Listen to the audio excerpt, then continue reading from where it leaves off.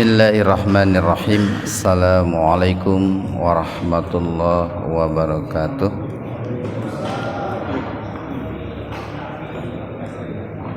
Alhamdulillahi rabbil alamin alladzi bi'izzatihi ya'tazzul mu'minun wa bi'inayatihi wa taufiqihi yahtadid dalun.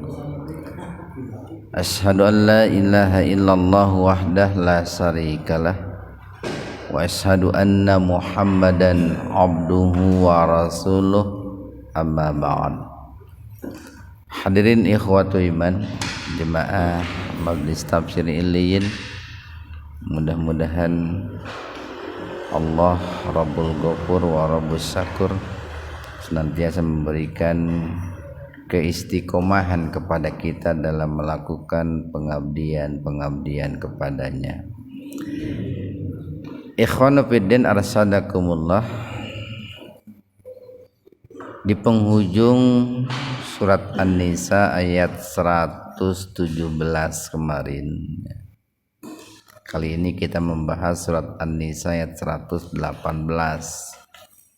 halaman 97. An-Nisa ayat 118.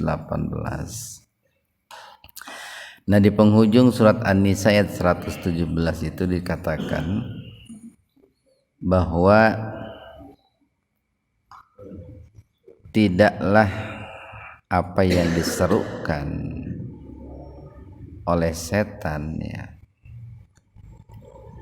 untuk diibadahi selain Allah, atau tidaklah mereka itu menyeru berdoa, baik itu dalam arti meminta ataupun berdoa dalam arti bersyukur, Pak. Karena hakikat daripada doa itu secara garis besar dua. Pertama adalah meminta, at-thalab. Yang kedua adalah as-syukru, berterima kasih.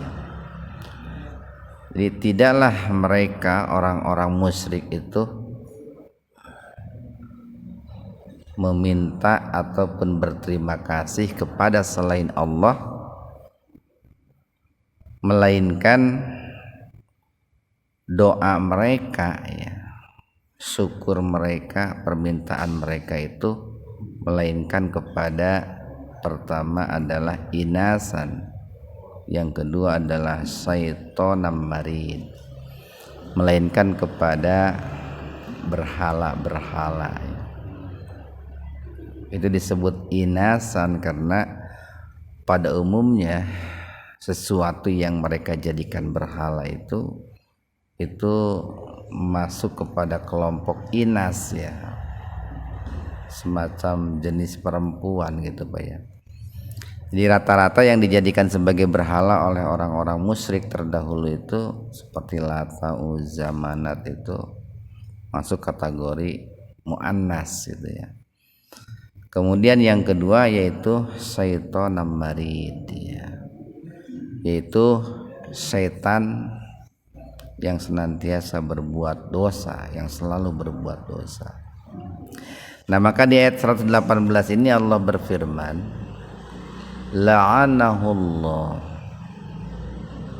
Hu-nya itu kembali kepada tadi, sesuatu yang mereka sembah selain Allah, sesuatu yang mereka pinta, yang mereka ucapkan syukur selain Allah Subhanahu wa taala.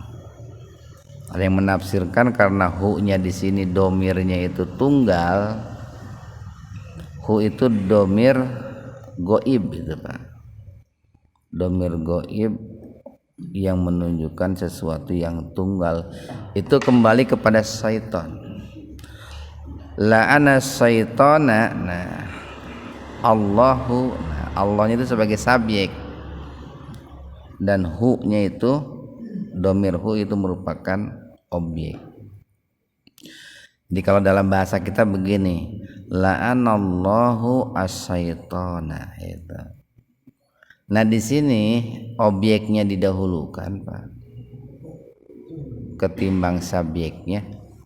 Itu menunjukkan sebuah kepastian, itu ya, pasti.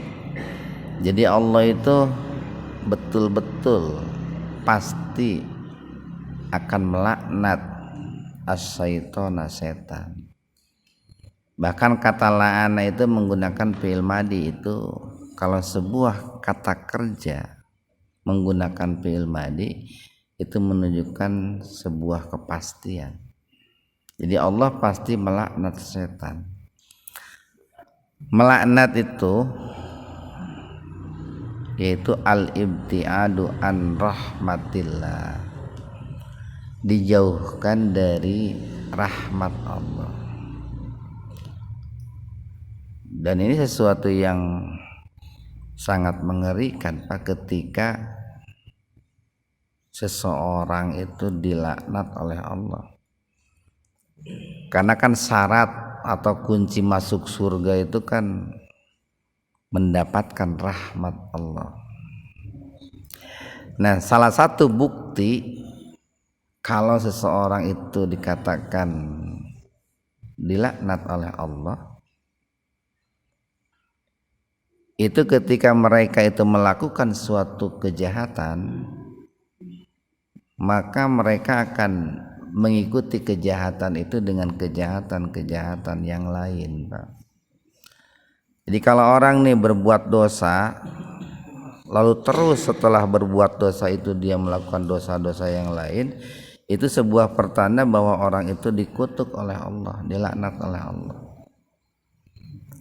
Sebagaimana ciri orang yang dirahmati oleh Allah itu, kalau dia berbuat baik maka dia akan menyertai perbuatan baiknya itu dengan kebaikan-kebaikan berikutnya. Nah, di sini Allah memberitahukan kepada kita salah satu bukti bahwa setan itu dilaknat oleh Allah. Setan itu melakukan kejahatan yaitu dengan menyesatkan manusia. Jadi setelah melakukan penyesatan kepada manusia, setan itu berupaya untuk menyesatkan dengan kesesatan-kesesatan berikutnya. Kita lanjutkan nih. Waqala, wa dan qala berkata. Siapa yang berkata itu? Setan, Pak. Jadi perkataan setan ini diabadikan oleh Allah di sini. Apa isi perkataannya itu? La attakhizanna. Akhadha itu mengambil, Pak. Nah, di sini ada dua harfu taukid nih. Pertama lam taukid. Yang kedua ada nun taukid. Itu nun yang bertasdid itu. Laudillannahum. Nah, itu nun taukid. Kalau dalam ilmu qiraah itu disebutnya nun sakilah itu. Sakil itu berat. Dan ketika dibaca sakilah berat, itu menunjukkan adanya sebuah penekanan itu. Jadi setan itu bersumpah gitu ya. Wala udillannahum, dan sungguh aku akan menyesatkan mereka. Nah, ini nih. Jadi sebelumnya kan setan itu sudah menyesatkan mereka atau manusia, yaitu dengan cara mensekutukan Allah, menduakan Allah, atau menserikatkan Allah. Kemudian yang kedua, setan itu membujuk manusia supaya manusia itu berdoa, baik itu meminta ataupun bersyukur kepada selain Allah. Dan ketika orang itu berbuat demikian, itu sulit, Pak, untuk diluruskan, sulit. Jadi tidak mudah ketika seseorang itu diingatkan pada saat dia berbuat syirik gitu. Coba nih ketika ada sebagian orang muslim ya, yang katakanlah mereka itu melakukan tabamuh ya. Tabamuh itu menjadikan benda-benda keramat yang ada di kuburan orang-orang soleh biasanya itu sebagai jimat, atau mereka melakukan tabaruk. Tabaruk itu mengambil berkah dari kuburan orang-orang yang dalam tanda petik soleh. Itu kalau dinasehati susah itu. Saya kan di sini bukan mabuk-mabukan gitu. Saya di sini tidak berzina gitu. Saya di sini tidak melakukan pembunuhan. Saya ini di sini lagi berdoa meminta itu. Susah itu. Dan mereka menganggap bahwa itu adalah sebuah kebaikan. Naon salahnya sih saya berdoa kan gitu Pak. Apa salahnya sih saya berterima kasih, bersyukur gitu. Orang ketika melakukan katakanlah dapat panen besar gitu ya, lalu melakukan syukuran dengan cara macam-macam lah, tiap daerah macam-macam. Ada yang tabur bunga di laut kan gitu ya, ada yang lemparkan kepala kerbau ke laut gitu ya, macam-macam. Lalu dibungkus dengan kata tasakur, syukuran. Itu kalau disalahkan susah itu Pak, susah. Saya ini kan bersyukur, berbagi kepada sesama gitu. Bahkan bukan hanya kepada sesama manusia, bangsa jinnya diberi dahar kan gitu Pak. Kan lamun neuleumkeun hulu kerbau itu mere dahar bangsa jin itu Pak. Walaupun di dahar mah ku lauk meureun gitu. Itu kalau diingatkan susah, itu susah. Karena mereka menganggap itu adalah kebaikan. Nah, jadi kata setan itu nih, ini berikutnya nih. Setan itu akan menyesatkan mereka nih. Kelewat nih Pak ya. Waqala, dan setan mengatakan la attakhidanna, itu pakai situ dulu tuh. Ayat 118. Sungguh kami akan mengambil mereka, menjadikan mereka min ibadika, di antara hamba-hambamu. Maksudnya kak di sini kembali kepada Allah Pak. Nasibam mafrudo, itu sebuah bagian yang sudah ditentukan. Nah ini kalimat ini mengisyaratkan begini nih. Satu, setan itu punya sebuah anggapan atau keyakinan bahwa di antara hamba-hamba Allah itu ada yang sudah menjadi bagiannya untuk bisa disesatkan oleh setan itu. Yang kedua, kalimat ini pun mengisyaratkan bahwa ada di antara hamba-hamba Allah itu yang bukan merupakan bagian setan, di mana mereka itu tidak bisa disesatkan. Setan yakin betul. Jadi yang bisa disesatkan itu adalah nasibam mafrudo, orang-orang yang sudah menjadi bagian setan. Nah, siapa orang-orang yang sudah menjadi bagian setan itu? Kalau kembali kepada ayat sebelumnya, mereka adalah orang-orang yang melakukan perbuatan syirik. Sementara orang-orang yang bukan menjadi bagian setan untuk disesatkan, mereka adalah orang-orang yang ikhlas, Pak. Orang-orang yang ikhlas.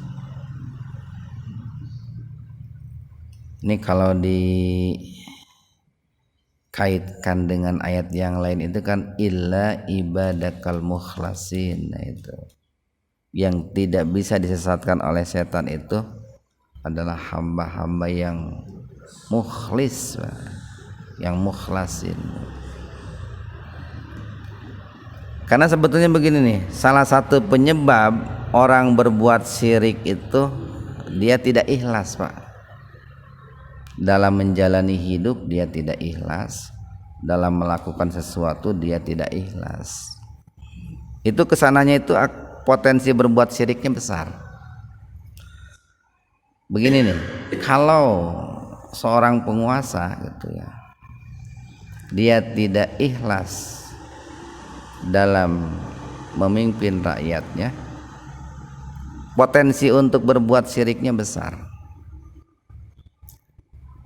Kenapa? Karena kalau orang penguasa itu ikhlas, Pak, ikhlas karena Allah itu, dia menjadi pemimpinnya itu semata-mata karena Allah. Untuk apa dia melakukan kesyirikan untuk mendapatkan kursi kepemimpinannya? Kan begitu. Tidak mungkin seorang pemimpin yang ikhlas melakukan perbuatan syirik untuk mendapatkan kursi kepemimpinan. Atau seseorang ketika dia itu ikhlas menerima ujian-ujian dari Allah, Pak, mungkin ujian sakit atau ujian karirnya kurang membahagiakan, dia ikhlas, tidak mungkin dia datang ke dukun, Pak, tidak mungkin. Biasanya orang-orang yang minta di kuburan atau minta kepada dukun-dukun itu dia tidak ikhlas terhadap ketetapan Allah untuk dirinya, maka dia melakukan perbuatan-perbuatan syirik itu. Nah, orang-orang yang ikhlas itu bukan merupakan bagian dari setan. Setan tidak bisa menyesatkan mereka. Sementara orang-orang yang dianggap sebagai bagian setan adalah ya orang-orang yang tidak ikhlas tadi, atau orang-orang yang syirik. Nah, maka kepada orang-orang seperti itu setan itu melanjutkan nih, tipu dayanya itu tidak berhenti sampai di situ. Ayat 119 nih, wala udillannahum. Nah, ini tadi ngadil ke sini. Dan sungguh kami akan menyesatkan mereka. Pasti nih, ini sumpah setan nih, Pak nih. Dan pasti kami akan menyesatkan mereka. Kalau dikatakan menyesatkan itu kan, Pak ya, setan menyesatkan manusia itu kan menyimpangkan, Pak, menggelincirkan. Karena kan pada dasarnya, pada awalnya manusia itu kan berada di dalam fitrahnya, Pak. Awalnya kan manusia itu berada di atas siratal mustaqim. Maka ketika manusia itu keluar daripada siratal mustaqim, itu merupakan salah satu bukti bahwa upaya setan itu berhasil. Nah, dengan cara apa setan itu mengeluarkan manusia dari siratal mustaqim, menyesatkan manusia dari siratal mustaqim? Pertama bisa dengan melalui pemikiran, Pak.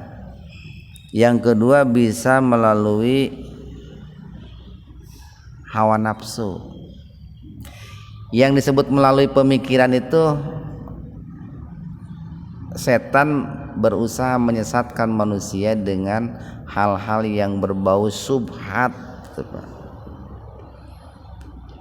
Jadi sesuatu yang berbau subhat, pemikiran-pemikiran yang berbau subhat itu merupakan sebuah ranjau setan bagaimana menyesatkan manusia. Atau yang kedua adalah sesuatu yang berbau syahwat. Nah, ketika manusia itu masuk kepada ranjau subhat dan syahwat, maka pada saat itu dia akan tersesat dari siratal mustaqim itu. Kemudian berikutnya nih, wala umanniyannahum. Nah, itu semuanya pakai taukid, Pak. Di awalnya ada lam wala tuh. Di ujungnya ada nun taukid. Dan pasti kami akan tamani itu angan-angan, Pak. Angan-angan itu harapan yang tidak mungkin terlaksana, keinginan yang tidak mungkin terlaksana. Jadi wala umanniyannahum, dan pasti kami akan membangkitkan angan-angan mereka. Banyak angan-angan yang dibisikkan oleh setan itu, yang dihembuskan oleh setan itu. Umpamanya nih, salah satunya adalah angan-angan bahwa manusia itu akan berumur panjang gitu, Pak. Manusia itu akan hidup 1000-2000 tahun. Tenang we lah gitu. Didinya makan ngorak keneh gitu. Sok mengpengora erek berbuat dosa masing sebe gitu. Nah, itu angan-angan itu, Pak. Ketika orang itu melakukan kezoliman, kecurangan, tenang we lah kayak Allah bakal dihampura. Nah, gitu, Pak. Didinya mah leutik kene dosana tuh si itu mah gede pisan unggal poe dosana gini. Lamun si itu wae dihampura komo didinya dosana nu leutik. Nah, gitu, Pak. Atau ketika orang melakukan tadi perbuatan syirik, minta di kuburan kepada orang-orang soleh, itu akan membangkitkan angan-angan lamun didinya rajin menta-menta di kuburan, beunghar engkeun bakal beunghar. Itu kan angan-angan gitu. Angan-angan. Kalau kamu itu melakukan perjudian, nanti kamu akan kaya. Itu kan angan-angan, Pak.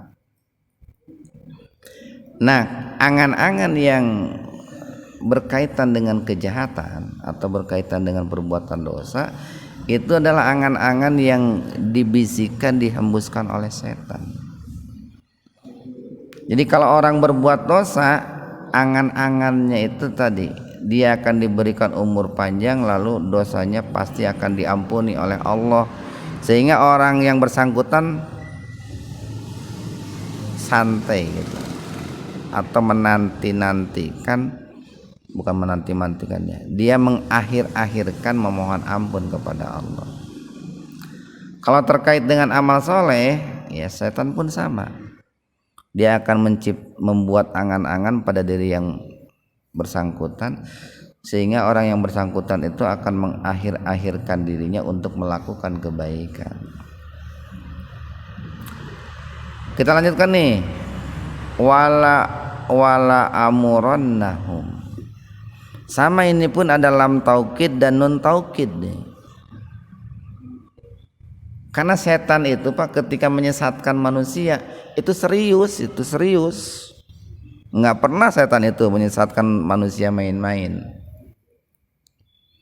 Cuman kitanya saja menghadapi tipu daya setan itu yang main-main gitu.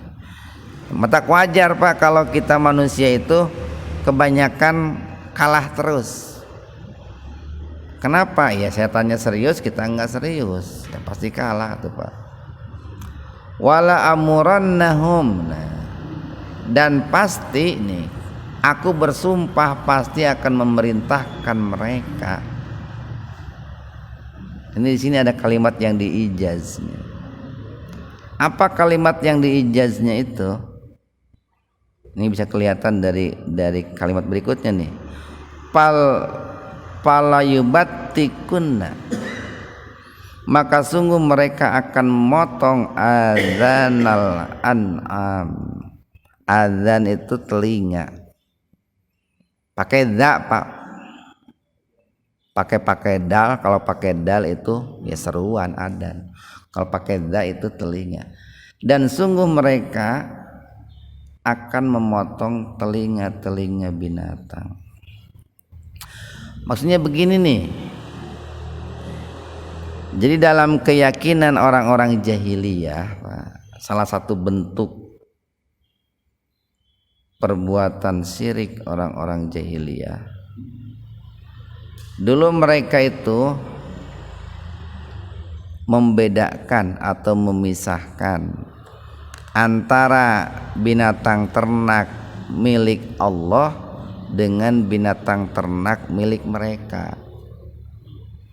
Ta ieu mah binatang ternak teh nu Allah gitu. Nih yang ini mah binatang ternak teh milik kami ya gitu. Nah, kalau binatang ternak itu mereka anggap milik Allah, itu biasanya telinganya itu ditandain. Macam-macam ditandainnya itu. Ada dengan cara dibelah gitu, Pak. Telinga binatangnya itu katakanlah unta atau kambing gitu. Ada juga yang dengan cara dipotong, Pak. Dipotong.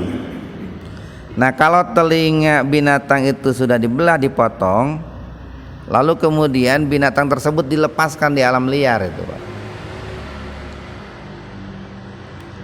Nah, sekalipun dilepaskan di alam liar, binatang itu tidak akan ada yang menangkap, Pak. Mereka jangankan menangkap binatang itu lalu disembelih, sekedar menunggangi saja tidak berani. Karena itu adalah binatang milik Allah, hewan milik Allah itu, Pak. Nah, itu ada sebuah keyakinan yang salah, Pak. Kesalahannya itu satu, mereka melukai binatang dengan cara memotong telinganya atau membelah telinganya. Yang kedua, mereka melakukan kesalahannya itu mengharamkan sesuatu yang dihalalkan oleh Allah. Katakanlah tadi yang dipotong telinganya itu unta. Unta itu kan halal. Tapi karena mereka menganggap bahwa itu unta milik Allah, mereka tidak berani, jangankan memakannya, sekedar untuk menungganginya saja tidak berani. Itu kan kerugian, Pak. Makanya sebetulnya ketika orang itu melakukan perbuatan syirik, bukan untung sebetulnya, rugi sebetulnya. Rugi. Cobalah begini, Pak nih, orang berbuat syirik, ya, katakanlah minta-minta di kuburan orang yang dianggap soleh. Di mana ruginya? Satu kan biasanya eta kuburan teh jauh, Pak, jauh. Mulai di GBI mah. Paling henteu kan kudu make bensin ongkos kan.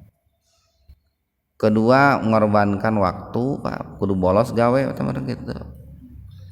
Nu katilu kan kudu boga bekal di perjalanan dan lain sebagainya.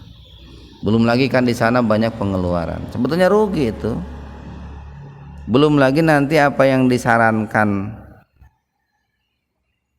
oleh yang di sana, katakanlah pawangnya itu hal-hal yang tidak logis, tidak rasional dan merugikan itu. Kita lanjutkan nih. Wala amurannahum, dan pasti, aku kata setan itu akan memerintahkan mereka. Sama, yang pasti yang diperintahkan oleh setan itu tidak pernah ada yang baik, Pak. Sugan gitulah hiji waktu mah setan teh kemerintahkeun nu alus moal pernah gitu. Dan pasti aku akan perintahkan mereka. Apa yang diperintahkan oleh setan itu? Untuk merubah ciptaan Allah. Makanya kalimat berikutnya nih, fal yughayyirunna, fala yughayyirunna, maka pasti mereka akan merubah khalqallah, ciptaan Allah. Yang dimaksud dengan ciptaan Allah itu ada yang sifatnya lahir, Pak. Ada yang sifatnya batin. Ada yang sifatnya zat, ada yang sifatnya maknawi. Yang sifatnya maknawi begini nih. Yang disebut merubah ciptaan Allah itu umpamanya merubah agama Allah. Itu yang sifatnya maknawi, Pak. Merubah syariat Allah. Itu yang sifatnya maknawi. Gini, banyak ayatnya, Pak, orang-orang yang merubah syariat Allah itu banyak. Sok senarek jina mah dosa mah tanggung jawab aing. Nah, itu kan merubah syariat Allah gitu, Pak. Erek di dia ke jina mah pek baik kan gitu. Itu merubah syariat Allah itu. merubah ciptaan Allah. Karena syariat Islam itu kan ciptaan Allah itu Pak, ciptaan Allah. Atau bisa juga yang namanya merubah ciptaan Allah itu merubah fitrah. Umpamanya orang awalnya ditakdirkan oleh Allah itu laki-laki, hayang jadi awewe, itu apa? Merubah fitrah itu teh. Tadina awewe hayang jadi lalaki, itu merubah fitrah. Nah, itu adalah sebuah kejahatan, bukti dari keberhasilan apa yang diperintahkan oleh setan, Pak. Kecuali nih Pak, kecuali begini, seseorang itu punya dua jenis kelamin Pak, punya dua jenis kelamin. Nah, lalu kemudian akan menampakkan gitu ya, akan memperjelas orang ini sebetulnya laki-laki atau perempuan. Nah, pada saat dia itu memperjelas status dirinya, itu para ulama mengatakan itu tidak merubah ciptaan Allah. Nah, bagaimana cara memperjelas statusnya itu? Lihat dari kelamin yang mana dia buang airnya. Buang airnya. Kalau buang airnya dari kelamin laki-laki, maka perjelaslah kelamin laki-lakinya. Kalau buang airnya dari kelamin perempuan, perjelaslah kelamin perempuannya. Itu tidak masuk kepada kategori merubah ciptaan Allah atau merubah fitrah yang Allah berikan. Tapi kalau orang itu sudah jelas lelaki lalu hayang jadi awewe, nah itu merubah ciptaan Allah. Atau sebaliknya, malah zaman sekarang itu ada orang ganteng malah ingin berubah jadi anjing gitu ya, menghabiskan dana sampai ratusan juta itu Pak. Ya zaman kiwari nukarar itunya. Atau ada juga ulama-ulama, banyak ulama yang menafsirkan yang disebut dengan merubah ciptaan Allah itu yaitu dengan cara menyakiti diri fisik Pak. Pamannya orang itu membuat tato gitu Pak, itu kan menyakiti diri, merubah ciptaan Allah itu Pak. Nggak kasep-kasep gitu Pak. Makanya itu harus berusaha lah kalau orang yang bertato, kalau sudah terlanjur dia bertaubat kalau bisa gitu. Kalau bisa ya dihilangkan, kalau tidak bisa ya bertaubat saja dengan taubatan nasuh. Atau ada orang alus-alus gelis geuning make halis gitunya, dipiceun halisna teh. Tah itu teh merubah khalqullah itu teh. Merubah ciptaan Allah. Kecuali nih Pak, kecuali kalau ada masalah Pak. Dalam arti ada masalah itu ada penyakit. Ada penyakit. Umpamanya nih tidak dikatakan merubah ciptaan Allah kalau seseorang itu umpamanya di tarang itu ada benjolan segede kieu gitu banyak. Lalu dioperasi, diobati, itu bukan merubah ciptaan Allah Pak. Karena di situ ada uzur, yaitu penyakit yang harus diobati. Tapi lamun aina tidak sakit atau tidak mengganggu, kemudian apa ya, dineko-neko gitu Pak ya, diutak-atik ya, padahal geus nang mah pantes gitu. Nah itu merubah ciptaan Allah. Aya geningnya irung teges alus malah dipolongoan gitu tuh. Kan merubah ciptaan Allah gitu deh Pak. Make anting kan gitu tah. Letah geus alus dipotong, dibelah kan gitu tah Pak. Itu kan sebetulnya kan bukan malah memperbagus ya, malah merusak itu. Nah itu sebetulnya merupakan itu bisikan-bisikan setan yang dihembuskan kepada dirinya, lalu dia melakukan. Kita lanjutkan nih, waman dan barang siapa yattakhid, yattakhid mengambil atau menjadikan as-syaitana setan waliyan sebagai wali min dunillah selain daripada Allah. Nah di sini kelihatan Pak bahwa orang musyrik ketika berbuat syiriknya itu bukan berarti dia itu tidak menjadikan Allah sebagai wali, bukan. Dia menjadikan Allah sebagai wali di satu sisi, tapi dia pun menjadikan setan sebagai wali di sisi yang lain. Jadi kalau orang itu menjadikan setan sebagai wali di samping dia menjadikan Allah sebagai wali, itulah perbuatan syirik Pak. Wali itu kan sederhananya yang mengcover semua keperluan kebutuhan, itu kan wali.